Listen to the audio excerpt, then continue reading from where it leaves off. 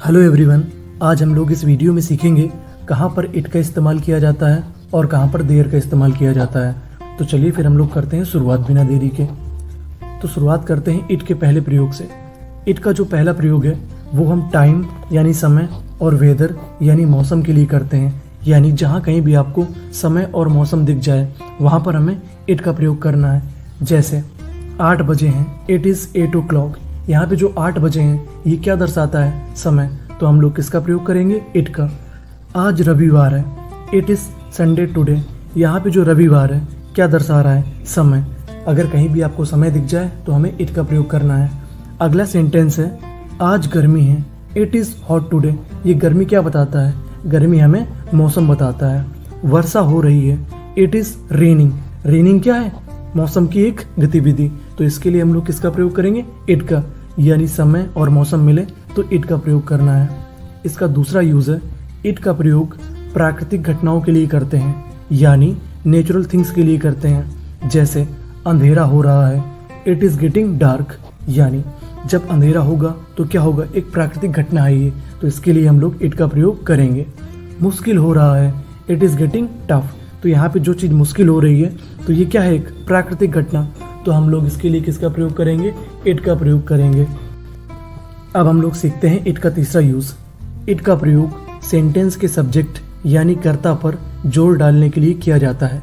जैसे यह सुमित था जो स्कूल गया, it was Sumit who went to school. हम लोग इसे ऐसे भी बोल सकते थे कि सुमित स्कूल गया, लेकिन हमने जोर दे के बोला कि यह सुमित था जो स्कूल गया। तो ऐसी कंडीशन में हमें इट का प्रयोग करना होता है।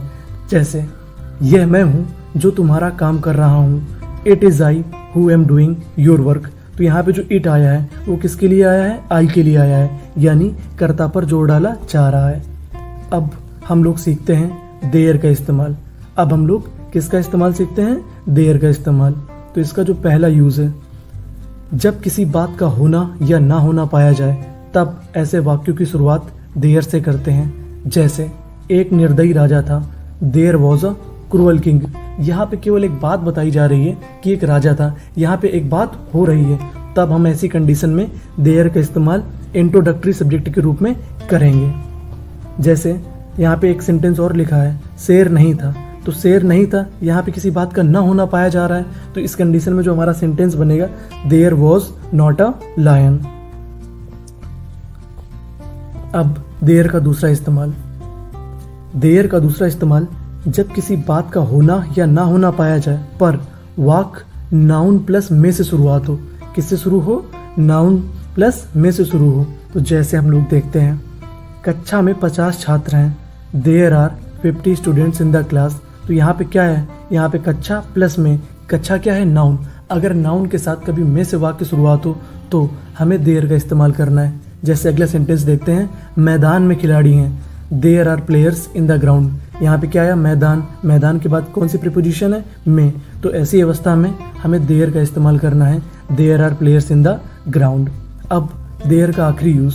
तो हम लोग देयर का आखिरी यूज वहाँ के अर्थ यानी स्थान के लिए करते हैं। जब कभी स्थान की बात आ जाए और वहाँ लिखा हो तब हमें देयर का इस्तेमाल करना है। जैसे सुमित वहाँ खेल रहा है, सुमित इज प्लेइंग देयर।